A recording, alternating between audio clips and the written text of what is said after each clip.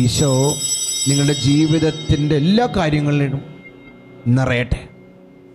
അവിടെ നിങ്ങളുടെ വേദനകളിലും സഹനങ്ങളിലും ഒക്കെ ഇടപെടട്ടെ.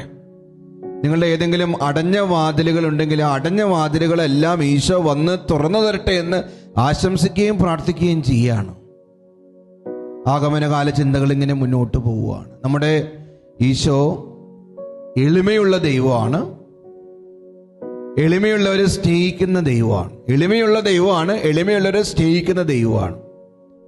ഫിലിപ്പിയർക്ക് എഴുതിയ ലേഖനം 2-ാം അധ്യായം 6-7 വാക്യങ്ങളിലൂടെ കടന്നു പോകുമ്പോൾ നമ്മുടെ കർത്താവിൻ്റെ എളിമയുടെ ഏറ്റവും വലിയ പ്രകടനത്തെ നമ്മളവിടെ കാണും. വചനം പറയുന്നതാ, ദൈവത്തിൻ്റെ രൂപത്തിലായിരുന്നെങ്കിലും അവൻ ദൈവമായുള്ള സമാനത നിലനിർത്തേണ്ട ഒരു കാര്യമായി പരിഗണിച്ചില്ല. തന്നെ തന്നെ ശൂന്യനാക്കിക്കൊണ്ട് ദാസന്റെ രൂപം സ്വീകരിച്ച്